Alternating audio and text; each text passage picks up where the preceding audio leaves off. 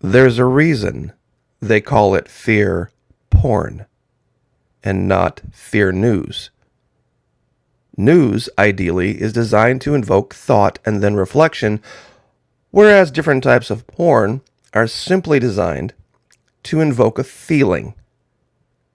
How long have they been threatening that Cumbre Vieja, La Palma volcano going to explode, island's going to collapse into the sea, send a huge tsunami toward Florida? We're still waiting. We are still waiting, but it brings us to another discussion, something that people have asked me about, this idea of the Convention of States. Now, some might think the two things are disconnected, but they really are connected. Some might think, well, Florida Maquis, he's states' rights. He would definitely be for this. It's not going to work. For all of its wonderful intention, it's not going to work. Why? Because criminals don't obey laws. Neither do they follow the Constitution. If they were following the Constitution and they honored it, there wouldn't be a need for a convention of states. Criminals don't obey laws, and those in charge in Washington, D.C. right now are thugs and criminals, and they don't care who they harm as long as they maintain power. And I'm going to show this in fact. There's also this argument that those who want the Convention of States are willingly being blind to their complicity in crimes committed around the world. The previous president, the president before that, the president before that. Until this country fesses up and faces up to what it has done, there's going to be no justice. And there's going to be no constitutional government. Many have signed this petition and said, we support it. We want this to happen because we're tired of big government. The same people who live every day in the benefit of and under the protection of big government. Now, some might say, oh, I don't. Well, yeah, you do. Yeah, you do. And even the last president, he put his foot on the accelerator of big government. If you don't think I'm being honest about this or I'm correct, about 2 weeks ago, not quite, I put up a video talking about how all of these crops were being destroyed at the behest of the federal government to drive up the price. And some people said, that has to be fake. That can't be right. There's no way the government would be paying 150% to these farmers and then they would just take it and then destroy the crops and then cause a food shortage. Sure they would. They absolutely would. Agricultural policy of the United States. History. With many farmers losing money because of the Great Depression, President Franklin D. Roosevelt signed the Agricultural Adjustment Act, which created the Agricultural Adjustment Administration, the AAA, began to regulate agricultural production by destroying crops and artificially reducing supplies, which would then, of course, drive up the price. It also offered subsidies to farmers to encourage them to willingly limit their production of crops. You see, in a system like this, the profit is all that matters. The profit is all that matters. And I'll give you this link, and you can read the agricultural policy of the United States. You have been living in a socialist country your entire life. So did your parents, and so did your grandparents, and they have tried to hide it from you while trying to demonize other countries, trying to build themselves up using the exact same policies we used to create the United States of America. When you go to that grocery store, those prices you see, that's not the result of free and fair markets. That's the result of government control and price controls and supports and subsidies. You take away all of that, you take away the federal government's intervention in the grocery store, add 40% to the price, right off the top. Think I'm kidding? Trump went all out to win farmer support. Now they're all in on Biden's infrastructure plan. Quote, "We'll take as much money from the federal government as they can send our way, and I would say almost every state is in a similar condition," said Bill Panos, the director of the North Dakota Red State Department of Transportation, who also serves as the president of the Western Association of State Highway Transportation Officials. For infrastructure, they love this free government money. 18 December 2020, examining America's farm subsidy problems. U.S. net farm income this year will jump 43% to $119.6 billion, the highest inflation-adjusted level since 2013. U.S. agriculture is on track for one of the 3 most profitable years in a half-century because of tax dollars. Giant jumps in the amount of money going from the taxpayer to the farmer in the form of subsidies. This year, meaning 2020, the last year I guess, farmers on net will derive almost 40% of their income directly from the U.S. government. 40%, meaning that if they didn't have that, they would have to adjust the cost on the shelf to make up for it. 2019, farmers got billions from taxpayers in 2019, and hardly anyone objected. Now listen to this. This is where you're going to lose your mind. The reason they had to do this? The money flowed to farmers like Robert Henry. When I visited in early July, many of his fields near New Madrid, Missouri, had been flooded for months, preventing him from working in them. The soybeans that he did manage to grow had fallen in value. China wasn't buying them in retaliation for the Trump administration's tariffs. See how certain things that sound good on the news and sound good in sound bites have different effects than what you might think. The government had to step in, take your tax money, and give it to farmers in the form of subsidies, read socialism, because of these tariffs. Some might ask, but wait a minute, hold on. Doesn't socialism always fail? Socialism always fails. We know this. The news told us this. The girls in tight skirts and Fox told us this.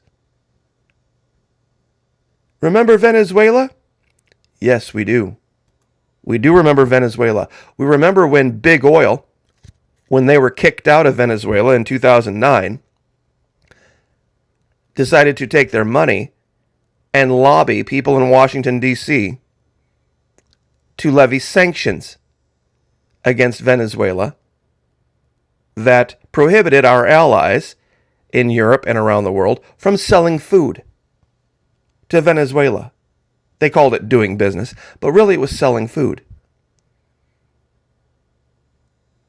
causing starvation, causing mass supply chain hiccups, and of course then blaming it all on evil, terrible, horrible socialism, the same crap that goes on here in this country, so that they could get their hands on the oil. They wanted to install their puppet president. They didn't like people standing up for their rights. You see, if I had made this allegation way back then, and I actually did, people called me crazy, people called me nuts, and oh, it always fails, and government means of production control, and all this kind of crap. Well, you see, now, after 2020, seeing the government shut down businesses at will, and saying who can operate and who can't operate, who are necessary workers and who are not, rewarding some and penalizing others. It's not so hard to believe now, is it? But why did it fail in Venezuela? Why did it fail? You see, before this random guy named Juan over here that everybody knew was just a puppet, there was this random guy named Juan. His name was Juan Requesens. He was the first face of the quote-unquote revolution. But you see, there was an optics problem. He didn't fit the model of a starving Venezuelan, did he? He was the one who plotted to kill Nicolas Maduro. People began asking questions. Wait a minute. Hold on. How could a soldier and a bus driver somehow organize this giant worldwide plot to take over an entire country? See, Nicolas Maduro was a bus driver. Hugo Chavez was a soldier. And they were both devout Christians. And standing before the UN, Hugo Chavez said, "Give me your crown, Jesus.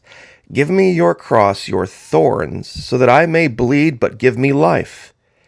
Because I have more to do for this country and these people." And of course, as you know, the UN can't have that. But the way the modern world works, everything is done in a visual medium. And someone began speaking up and speaking loudly about what the U.S. was doing in Venezuela and how it was so hypocritical, especially those on the right who believe that free markets are the answer to everything when they don't even live in a free market society. You want to go to free market society? Go move to Africa. Go move to Africa if you want to see completely unbridled and uncontrolled free markets. But you see, they listened because they wanted to look at Abby Martin.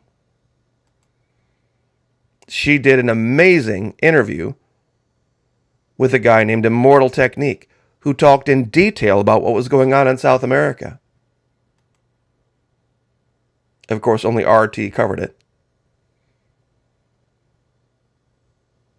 But this is the idea. This is the idea. You see, now it's not hard for Americans to believe how corrupt their government is and how far these criminals will go. Back in 18 and 17 and into 19, because their guy was sitting in D.C., conservatives thought, well, things are great now. Things are fantastic. We're no longer a criminal. Wrong. Absolutely wrong. Criminal then, criminal now, criminal 10 years ago, criminal 20 years ago. And as far as socialism, every state in the Union benefits from it. Every time you go to that grocery store and you get to the checkout lane and they give you your receipt, just imagine what 40% more would mean for your family. Because that would be the case. That would be the case. 40% more. Some things wouldn't be available. Some things would. It's an average of 40%. Still waiting. Still waiting for that giant wall of water to come destroy Florida.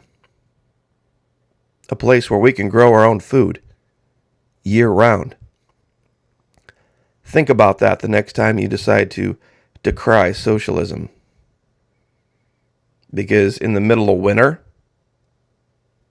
late December and January, when you can get in your car in the northern states and you can drive to that grocery store and you can still get produce and there are still things on the shelf,